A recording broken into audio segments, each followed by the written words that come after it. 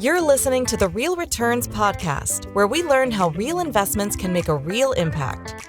Join your hosts, Andrew and Dan, as they share stories and interview business leaders on how real estate and other forms of investment can create meaningful change for individuals and communities around the world.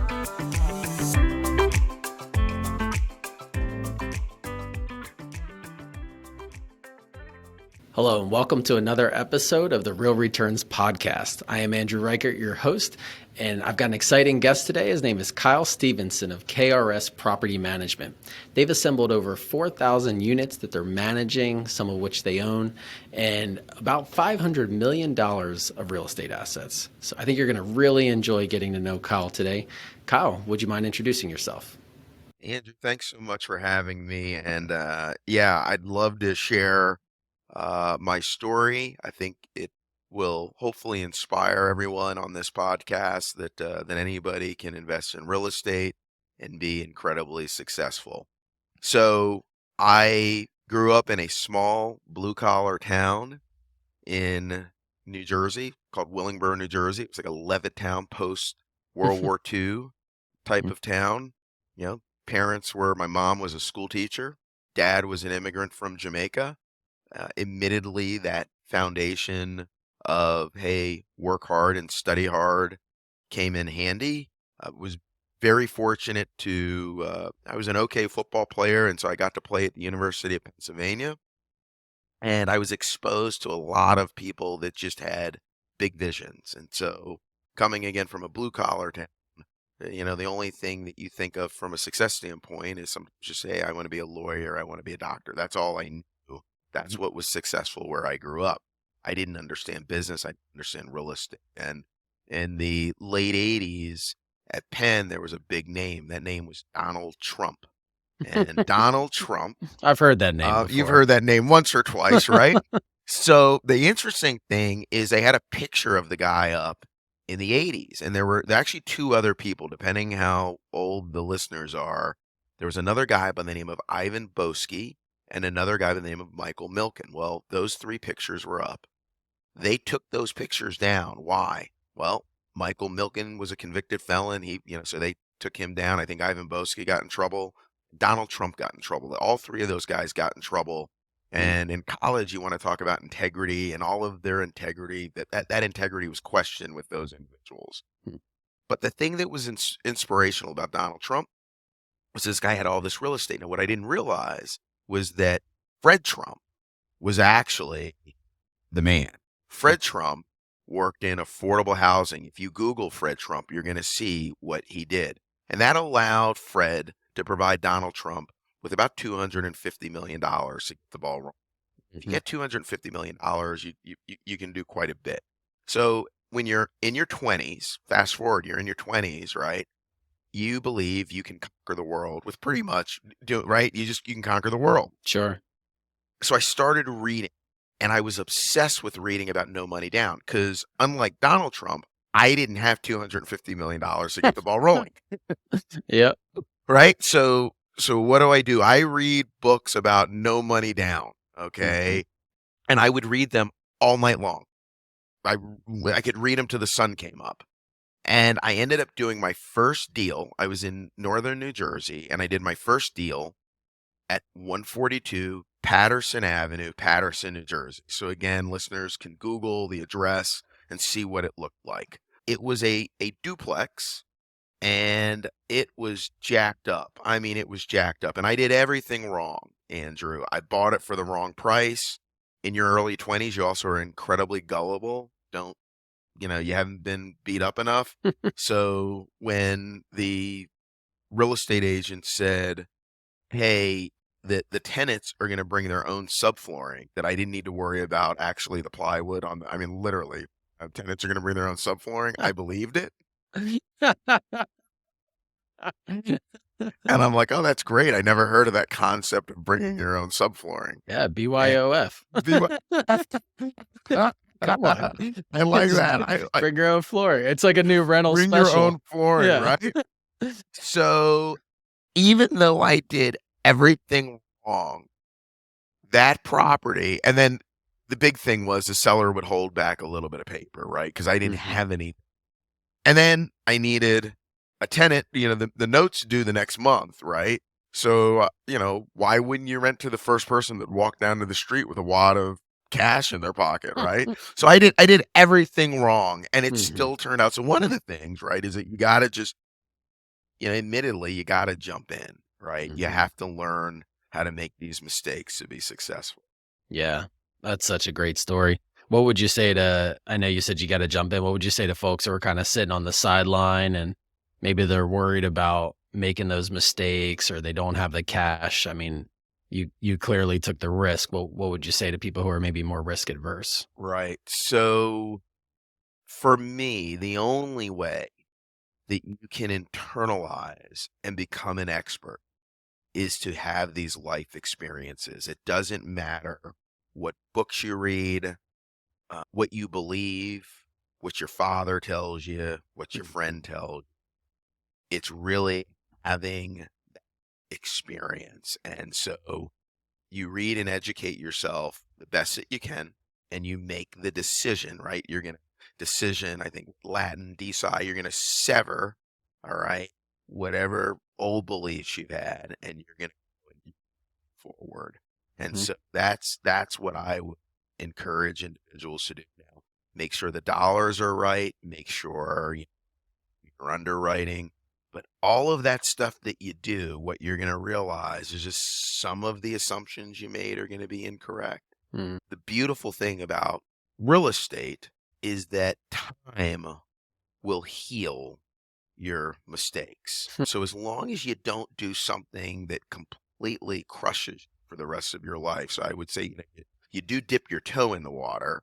I wouldn't say put your life at risk, but you do need to understand that time will heal those problems. That property that I talk about, 142 Patterson Avenue, I was able to 10 years later, I went through a recession. I went through just all types of trials and tribulations. That property, and that's many moons ago, but I was able to 1031 into a bunch of multifamilies that are now worth, that property I bought for, I guess, I want to say it was $125,000 or something like that. Well, that property has turned into now over $1 million of equity. Okay. And that was really from a $3,000 original investment. So time will heal some of your mistakes. Yeah, that's really good. I love that. So you buy this single unit property in Patterson, New Jersey, and then you end up growing to multifamily and then to, this huge portfolio today. What does that look like? Like, what did it look like to scale? What are some of the challenges you saw along the way? Sure. So I ended up relocating to, I was in northern New Jersey. I relocated to Richmond, Virginia for an opportunity. I still had a job selling medical equipment, which if you're a good salesperson, it's a job. If you're not a good salesperson, no sales job is good. So I try to share with people, you got to be a good salesperson, right? And did you qualify as that? And I didn't suck. I was actually, so that part, I am not the worst salesperson in the world. So there you go. So I ended up going down to Richmond, Virginia. I ended up, again, still had this passion for buying. So I lived a modest lifestyle. I did not overextend. And I started to buy some townhomes. And again, was able to do a little bit of, I'll define it as seller financing on some townhomes. And it was a more fair deal than in Patterson. Why was it a more fair deal? Because I learned from my experience in Patterson.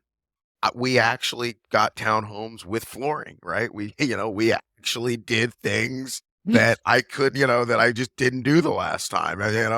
I bought in an area that just for me was a little bit more comfortable. So we started doing that. Okay. We then over time, the value of property begins to increase.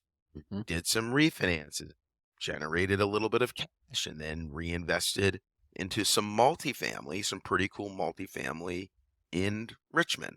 Now, this is where it gets interesting. In the early 2000s, where I was starting to have some success, some friends called and they said, hey, there are these concepts around partnering and syndicating. And Kyle, you're doing okay, and we have some cash. Why don't you allow us to invest with you? And, I'll tell you, that's a lot of pressure to invest someone else's money, on their behalf, and still, you just want to make sure that you're getting returns, right, Andrew? So I ended up speaking with some guys that, again, had been doing it, and they were friends with me, and they said, hey, we'll structure it. We'll structure it the right way. And so, we started to learn about preferred return syndication. We ended up buying a 176 unit community here in Richmond. And that was my first, entryway into doing syndications. That deal started to do extremely well. So we were able to refinance and pull a little bit of money out. Okay. And we ended up doing another deal that was about 120. In the meantime, maybe we were sprinkling in some single family homes, do some things on my own. After I did that second apartment deal, I left corporate America completely. That was 2007. And at that point, like, the market was still on fire, and I thought the market would continue to be on fire in perpetuity, right? That it would never end, right? That this was just going to go on for the rest of my life. Yeah. Until September of 2008. All right. It still, kind of burns, burns of, I still have scars from that. So the market comes to a halt. You can't borrow money like on a stick of gum. Like, you just can't get any dough. Okay. There's just no dough around. Yeah. And so what we ended up doing is, and I had created, at this point, I have a company. I'd left corporate America. And I'm like, okay, because I created this infrastructure for more properties, and that wasn't going to happen. It just wasn't. So what do? I'm a salesman.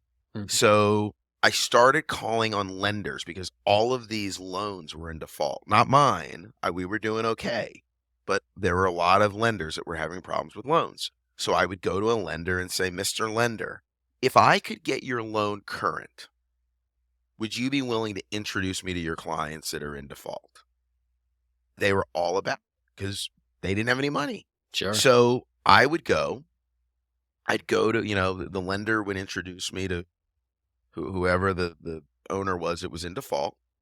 And then I would manage the property, and in turn would get the lender current on their mortgages. And so there was really, really, really distressed assets at the time that we were fixing. That's how we started to get into managing really rough situations, places where people had money, and the tenant base was rough because the owner had tried to put in just anybody to, out of desperation. So we did that for a number of years and had really large clients, monster large lenders, and insurance companies that had lent things. And so that's kind of how we really got our teeth sharp on the distress asset side, and learned how to be a receiver. So I became a receiver on assets. Worked a little bit with the federal government, the Fannie Mae products and Freddie Mac products. So I just learned how to do some things, and nobody wanted to deal in that gritty environment. So, I was very, very fortunate that I was willing to do it, and that it worked out okay. Then we went back as the world got better. We went back to syndicating and took off, and we manage over 4,000 units now, and office in Richmond, Hampton, Virginia Beach, Arlington, Raleigh, North Carolina. So it's been a good run. Yeah, that's an amazing story. Yeah. And it's fun to see kind of growing that from that one little property in Patterson, New Jersey. It's just such an amazing story. And what's the mix of your properties in terms of multifamily, single family? What do you guys manage? Great question. So we manage approximately 1,500 single family homes, approximately 1,000 scattered site. And by scattered site, it could be a quad, it could be a 20 unit, it could be a 12 building. And then the balance are communities, which have a community manager there and a technician in their house on the community. Yeah, that makes sense. And are these in more of the like affordable, kind of working class? How do you define your market? Yeah, I would say that the 10% of our assets that we manage are A class, just lights out, sexy stuff. Mhm. I would say that 20% of our stuff is student housing. So we understand we have VCU here and then Mhm. Tidewater. And then the balance is blue collar. And we really enjoy, I say by blue collar, Andrew, I want to help, and our company wants to help individuals that work hard for a living and want to come home to clean, safe, affordable housing. That's who we love to serve. Yeah, that's really Yeah. awesome. And I share your passion for that demographic. As you know, that those are the kinds of assets we manage. I've got to think it's rare for a manager such as yourself to do both the class A and that working class. Do you find that there are different management philosophies or different property managers? How do you span that spectrum? Oh man, you're giving me goosebumps. So I need to respect, and my team needs to respect the multimillionaire that's paying $3,000 a month in rent, or the student, or the guy that's hustling and struggling. We need to respect everybody the same, and we need to respond to everyone the same. We need to go take care of that work order, immediately with our blue collar worker and with the guy spending $3,000 a month. And so, Mhm. one of the things it's interesting that you bring that up. One of the things I'll say to some owners is, so, people will talk about expense ratios, Mhm. and they'll say, oh, well, my expense ratio on A class, is X, and my expense ratio on C class is Y or something. And I said, look, it's not about expense ratios, because that's really a function of your rent. I Mhm. said, because how much I said it really is, right? The Yeah, the percentage really costs are has to do with the fixed. rent. The Yeah. costs are fixed. God bless you, Andrew. I said, if I paint a 400 square foot apartment that somebody gets $2,000 a month for, I said it costs X. What does that paint cost? I got two paint, but they're the same freaking the Yeah. same paint. They said, what is it? What is the paint? I go, the ratio is irrelevant. The percentages are irrelevant. So Yeah. anyway, so my point is that, we need to take care of, those same tenants. Now, I tell you what's pretty cool, right? Is that guy that works his butt off for a living, when you take care of his heat, he's usually saying, Andrew, He's you are grateful. the man. Yes. Yeah. And I joke because we'll have someone that's pretty upset about, let's say that in the A class property that says, oh, the remote to the fan, the ceiling fan doesn't work. And, they'll almost have a stroke, if they got to spend the weekend getting up off the couch to turn on or off the ceiling fan, right? And you're like, come on, you got, so yeah, so I will say the part that is also rewarding is the individuals that sometimes are on that blue collar side they're just appreciative that someone gives them some love. Yeah, that's Yeah, so good. And I love what you said about kind of respecting everyone the same, treating them all the same. It's the golden rule, right? that's it, man. So, we love to talk about impact, and I can just hear, the impact that you guys are having on your tenant base. I'd love to just maybe hear a little bit more about that. And specifically, are there ways in which you really feel like you differentiate yourself from other property managers, other investment managers when it comes to kind of caring for those tenants, showing them respect? Yeah. So if it is a property that we manage or that we reposition, I think that, that we want to go in and that we're going to reposition that asset in a manner that works for everybody. And I'll say this is something that has changed. If we purchase, let's say, a community, and let's make it a small community. Let's just say it's 16 units. We're going to go in and we're going to rehab all of the units uniformly. Okay. And then, quite frankly, we may have to reposition the rent a little bit as well. But we want to make sure that we're providing everybody in that community the same positive experience. And, what we have seen is that individuals, while they may need to pay a little bit more to live there, are obscenely appreciative. Actually, I'm just thinking of even when we kind of started this concept, we started it on a 6-unit building, um, 2301 Barton Ave in North Richmond. I try to think of experiences, and I remember, so the individuals that were there had lived there for forever, and there was an absentee owner, and that absentee owner really looked at the world a lot differently than whether it was electrical didn't work well or the plumbing. Oh, you flush the commode, wax ring had disintegrated years ago, and there's this water, and you're worried you're gonna fall through the floor, that type of stuff. Hmm. And we went in and we told, but they weren't paying really anything in rent, so they were kind of locked. They couldn't go anywhere.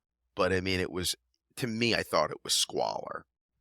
And so, Andrew, we ended up saying, look, you can't live here like this. We're going to have to move you either to another apartment. We need to rotate, out these 6 units. And so we ended up having one person that wasn't real good for the community left. And then we just started to rehab all the units, and, they were willing to pay substantially more.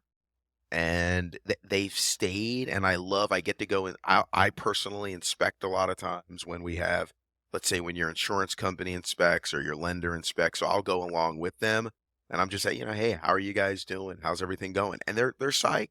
They're totally psyched. And so we want them to be happy. The other thing is, we want to make sure, again, that we treat everybody with respect. So I remember going into an inspection actually, it was about a month ago, and this woman said, hey, everything's going well, but the maintenance technician looked down upon me. Hmm. And I said, okay. I said, well, when did that maintenance technician come in? She says, oh, came in to do something. And I think there was really a language barrier is what I think there was. But Hmm. I got on the phone. I spoke with our maintenance coordinator. Hey, who went to that property? Let's talk to him. Let's coach him up, right? Because he wants a good outcome also. Yeah. And so he didn't realize it. So I guess, to answer your question, it's always just improving those properties and treating the people with respect. So good. How about I'd love to talk a little bit about the investor side of things. So 4,000 units. Some of those you third party manage for other owners? 2,800 units of the 4,000 are straight third party. Okay. So then you've got 1,200 that you're either owning yourself or you've syndicated and have other investors in. You got it. Okay. You got it. And then when you have other investors, how do you think of them in terms of impact and stewarding their capital? How do you think of impact on that side of things? Yeah. Andrew, boy, you get me all excited about this stuff. So the thing I think gets me up in the morning, for better or worse, is I'm always obsessed with P&Ls. I'm always obsessed with, am I doing what I said I would do, either for my investor or for a client? And so if I said, hey, listen, you're going to go into this deal and the deal is going to generate a certain return, I would be heartbroken if what I said wasn't accurate. Mhm. So you live it. So that's what drives me a lot of times is what does that P&L look like? And that P&L tells a story. It tells us whether, people want to live with us for a long time and pay rent consistently month after month, year after year, right? Because if you don't have that, then you're going to have vacancy. Have we controlled our costs? One of the things we'll look at, we want to spend a certain amount of money on that property. We want to be able to reinvest. So if things are going well and everybody's happy and everybody's paying, there's money that jingles to the bottom line, and a percentage of that we get to reinvest and make the property even better. We'll look at, some people say, well, you don't want to spend any money on maintenance. We actually say, look, if we spend less than $1,000 a door per year on maintenance, that's a red flag for us. That means that we're not doing things that we ought to be doing. It means that maybe someone is, we're not getting the tenants, the residents to call in to say, hey, I got something wrong. Maybe something happened. We're not inspecting well enough, because we should be spending a certain amount of money per year. Now, if we're exceeding that, it could mean, do we have vandalism issues, or, is there something abusive? Is there something, that we're not doing, or that we're overdoing? So all of that you get to see off of that P&L. So I love trying to get up every morning and look, how do we do things better? How do we manage to expectations? Well, Kyle, I have to think that you're a bit of a rare breed. Somebody that's good at sales and loves P&Ls is not a common profile person. Now, admittedly, I am for, I sit down. That's correct, but don't think so. The other piece with a salesperson is the administrative thing, and so I would not say that I am the monster, like administratively gifted. So you're the salesperson. You need to make sure that someone else fills out the paperwork. So that's yeah. No, I get it. So speaking of which, I mean, I assume you've got to surround yourself with people on your team who are filling in the gaps, right? The administrative piece, maybe put that P&L together, things like that. What does your team look like? And how do you think of, making sure you're counterbalancing each other? So right now, I would say that our senior management team is the best it's been since 2007. I have a CPA by the name of Katie, who's been with me almost from over 15 years, and she calls, I curse once in a while, but she calls bullshit on me, and I deserve to have bullshit called on me. You need somebody that does that. We all do. She's afraid of that. I have a community, I call her client impact manager. People call them Reed. She runs kind of the multifamily side, and she's just a process monster. I don't do that. I don't do steps 1 through 10 incredibly well. She's unbelievable with that. On the maintenance side, I have a gentleman with me for over 10 years, actually both for about 10 years or more. One has construction knowledge, so it came to me with over 17 years of construction knowledge, so he really can help on some of the more difficult things, whether it's a sewer line collapse or a girder under a building that collapses.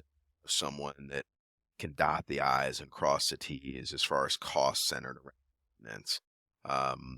We have an HR generalist that's a rock star, so I do really focus on people around that are, and then I have a sales manager that oversees the salespeople, but that's really my love. So unfortunately, he probably gets to spend more time with me than some of the other people, because I really do enjoy the sales side. But and then I have an operations manager that's been on board for a couple of years, and he just, again, dots I's and crosses T's. I don't do that as well as some of the people on my team. And then I meet with them on a weekly basis. So we meet at Tuesday at 1:30, through an agenda every week for an hour on how things are going, how things are performing, and then initiatives. So I'm very structured in that fashion. But again, there are other people with the organization that are more process driven than myself. Yeah. So you mentioned this is the best senior leadership team that you've had since 2007. I assume that means you've had some ups and downs, over the past 15 years or so. Yeah. Can you talk about some of the downs? Yeah, I'd love absolutely. Just to hear it. Challenge. Absolutely. So when you're talking about opcos, operation companies, so when you're developing a team, the hardest part is really understanding, and it's taken me years to understand what a healthy culture looks like, and to have individuals that play well together. And the biggest part, so the things that we had struggled with is we would waste a lot of time on stuff that really didn't matter, whether it's just, arguing in between departments about just things that weren't relative to the business. It was more like, well, Susie doesn't like Johnny, and just stuff that really wasn't productive. So when you have a healthy team, and anybody that's listening to this that has a healthy team right now knows that all of a sudden, when you have a healthy team, you could sit around the office and it's like, holy cow, like we can do more and we can be more productive because we're not worried about Susie and Johnny. Yeah, there's less drag on right? the I mean, business. it's unreal. So that's probably what I'll share with you. And it may not be exactly what you were looking for, but that has been transformational. And once you experience it, you know that you never want anything else. So I know that if for some reason we have some hiccups, I know what I want the vision. I know how to what the experience is that I want to experience again. And I think, when you're getting up and going, so that's right. We're at a different place now. We're really pushing culture. And the other part is, having healthy clients or clients that aren't healthy. Like all of that are things that when you get to a certain point, you can focus on. In the beginning, it's losing a client, right? And then saying, all right, I got to go out and pick up people that maybe I shouldn't really have, but you do it because you need that revenue coming in. Mhm. So on the operational side, on that opco side, those were some of the biggest things. Now, yeah, and that's what would keep you up at night is the people side on the opco side. We've been very fortunate. I have not swung and missed on an investment, but I will also tell you that I am a bottom feeder. So Mhm. I got to make sure that a deal works, or I just won't do the deal. So that limits the amount of deals that I. Yeah. Yeah, that makes sense. But also then the ones that you do, I would assume have so much potential. Like you said earlier on, like a lot can go wrong and you can still come out on top. Yes. And that's just my fear that the world is always going to implode. So that's just my that's the that's the property manager neurosis. That's what I That's probably a good thing. That's the it's guy the I want running my company. right? I mean, that's the property manager neurosis, man. And it's Yeah. funny, I'll speak with clients. So the other part, like we're really big on speaking with our third party clients and Yeah. making sure we review P&L, whether it's good or bad. We got to do it every month. And I'll be like, well, I mean, this one's really good. I go, but like anything can happen. Like you're like, if it's 100% with no delinquency and like minimal maintenance, well, I don't You're just know. I mean, waiting. I'm just waiting. I go, hey, don't. I mean, I know you got a really good distribution, but don't spend it all because I might be calling you. the sewer line could collapse next week. Right, right. Lo and behold. Right, right. Awesome. Well, I love the work that you're doing. I love how you show respect for tenants. I think that was one of my big takeaways of our conversation. I think also the way you steward investor capital, treating it like your own, I think is a really impactful way that you think about the work that you're doing. And then just thinking about your team, like the senior leadership team and how you think about teamwork and you're all gelling and it's humming. Just to me really shows that you've built a culture in an organization that is here for the long term. So kudos to you. We're going to jump into the lightning round. So this is just a chance to get to know you a little bit personally.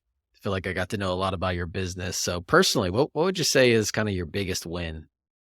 So personally, and do you mean like from a business perspective? Is that Either way, yeah, so? business or Yeah. So I'll tell you what, because this is a real estate call, I'll talk about my biggest win. I think is we bought an asset at 946 West Ocean in Norfolk, Virginia. It's like 30% occupied. It was absolute freaking rat's nest. And the thing was, it had its own beach. It was like a private beach. And we were able to transform that. Our investors have made an absolute embarrassingly sane IRR, including myself. and it was a 40-unit building, and I would say by far that was our biggest win. I wish it were 10 times larger, and we could have. Yeah, so that was probably one of the biggest wins. Yeah, sometimes Yeah. that's what it takes. That's a great story. How about a favorite movie?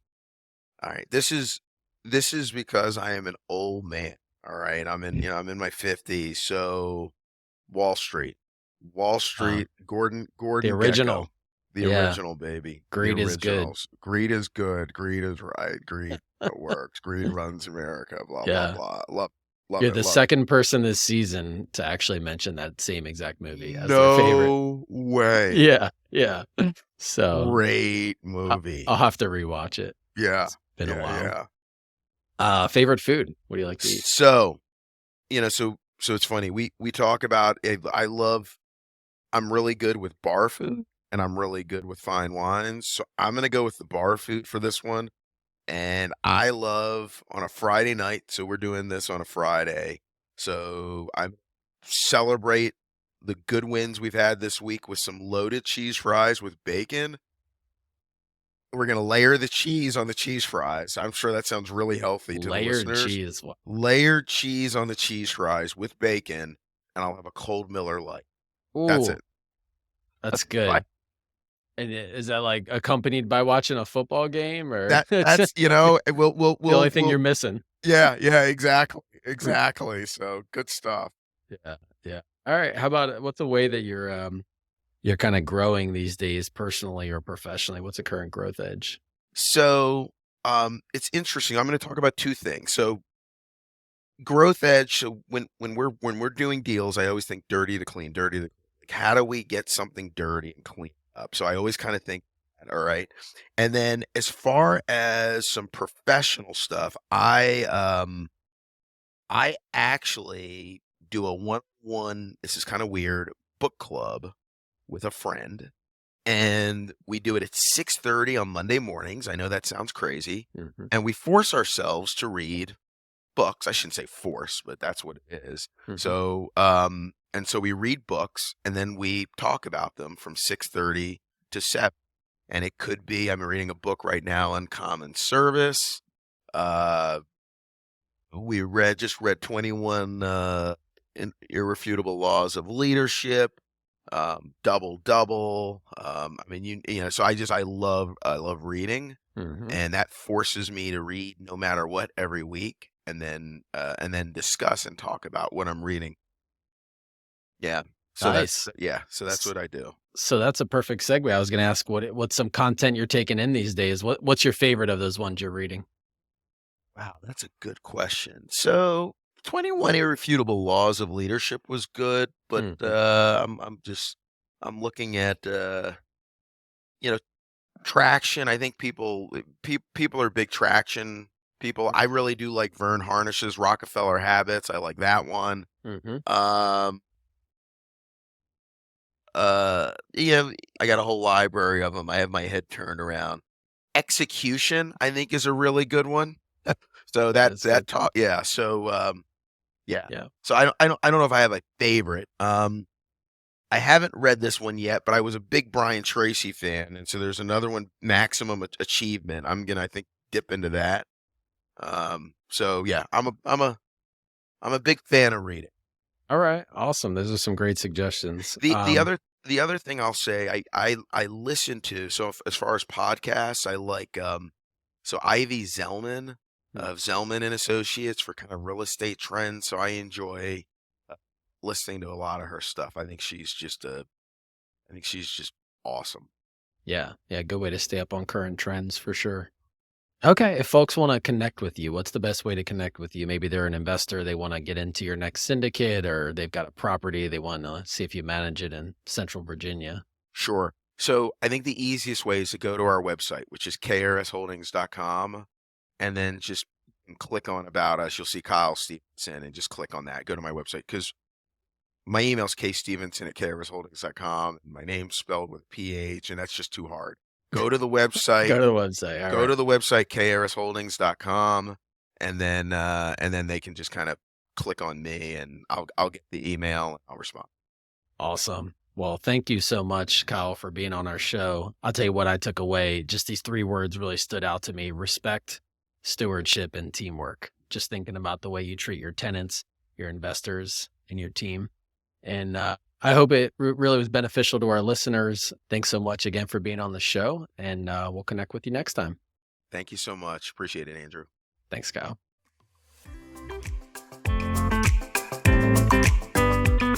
Thank you for joining us for this episode of the Real Returns Podcast. We hope that you learned something new about how you can invest to make a lasting impact on those around you. Please be sure to subscribe to our show wherever you listen to your podcasts, leave us a review, and share about us on social media. We hope you will join us for our next episode, where we will be continuing the conversation around impactful real estate investing.